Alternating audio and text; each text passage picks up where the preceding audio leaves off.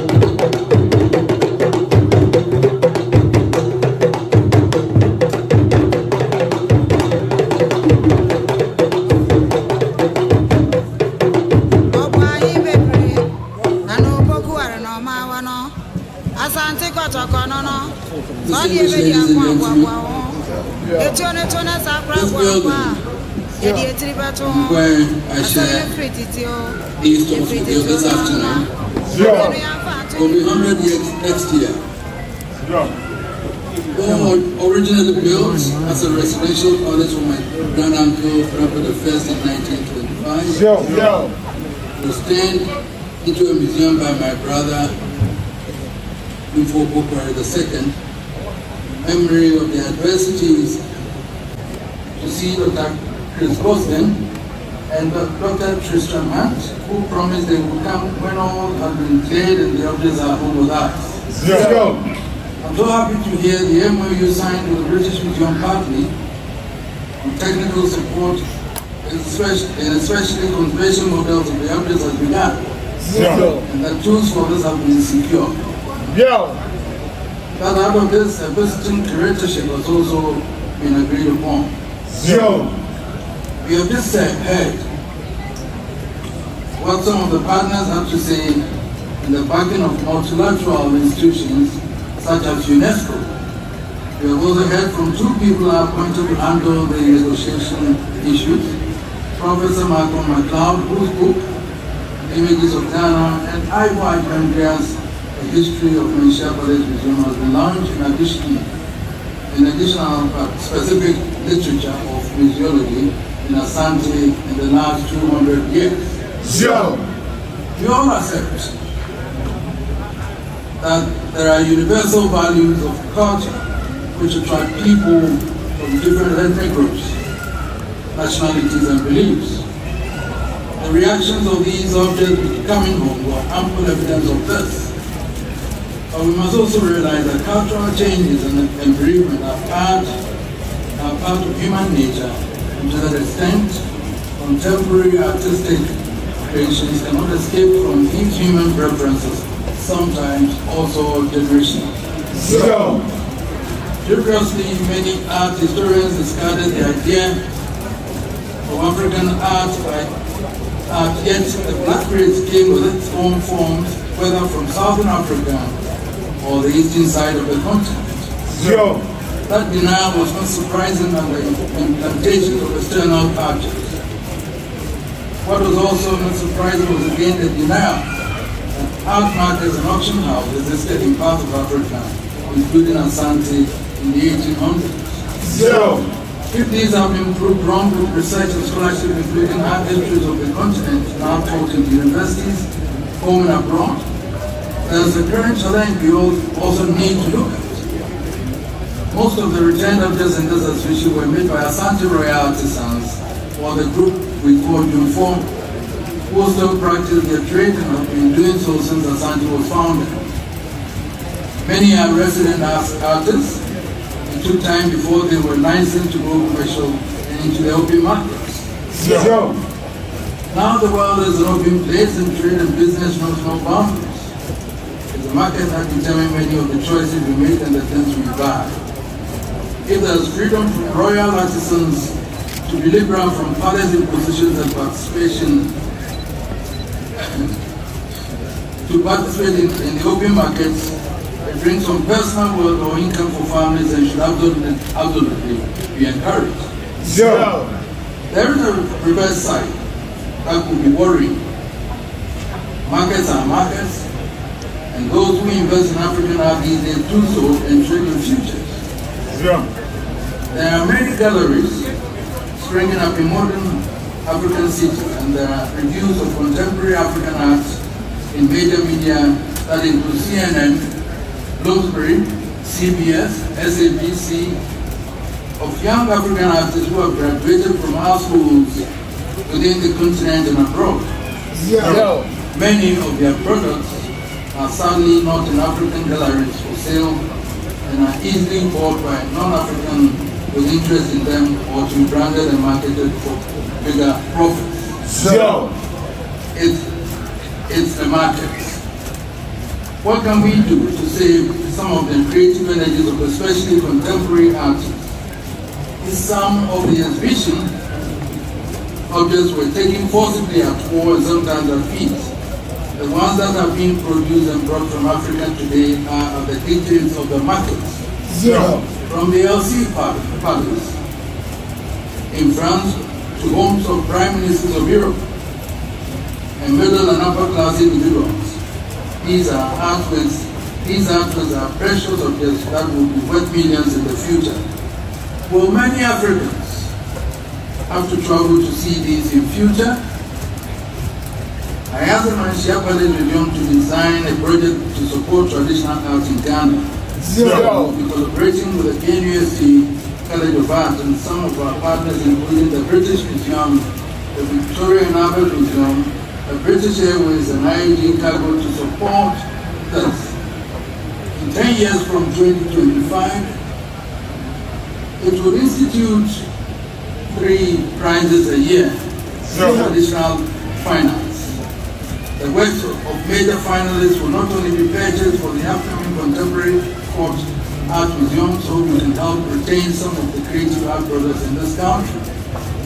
When I next travel to England in the coming months, I'm told it's in July, I'll be meeting some of these Ghanaian artists, painters, goldsmiths, and see how we can collectively, and working with some of the royal or traditional art groups, do this. Ahini ifri nyame ho ahini ifri tete kwa from nyame obo so ni asase wura no no ona bo na ekua bakuma basai wo sante ne pleko otumfo se tutu asante mewura no no otumfo di ntutu akwa premo no ma asante mama na mo na se tutu opim so di ahini ma ahini ebe ya ahini o wadi na chirija otumfo poku wale katachie na na poku wale kwa katachi kumya dia premu sunu awanko ifrise krobia asante kotoko die yeni muko yeni mujani o yeni muko yeni mujani tuku apembebo otumfo se tusu akọ bebi awaba wasana babiem otumfo se tu ababiem kotoko hini se wa mani sebio no dia krabo ni etudra edeni nanan mahemfo ni asante mamuntie otumfo se tutu so abanu koso enwumasiani puntio ti asante mamumwano ayena ne ya mwabata sio ayena na se tutwe otoko hine ye mwabata sio ayena ne ya motrinko ayena na otumfo se tutwe otoko hine ye motrinko.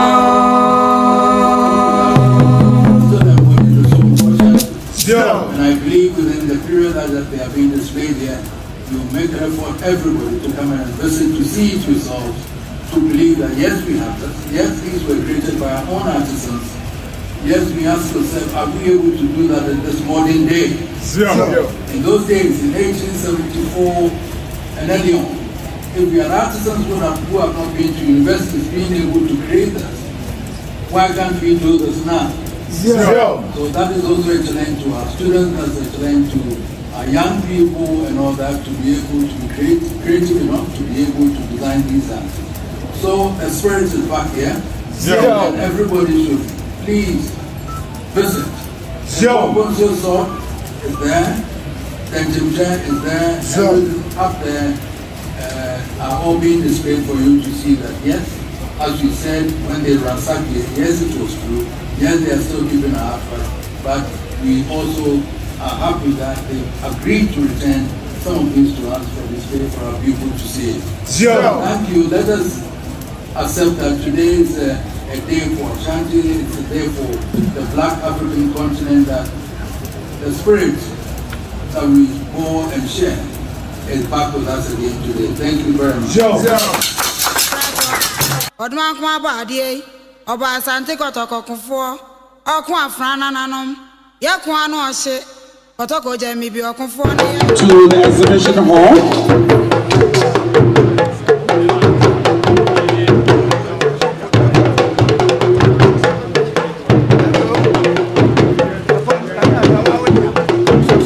And afterwards, His Majesty will host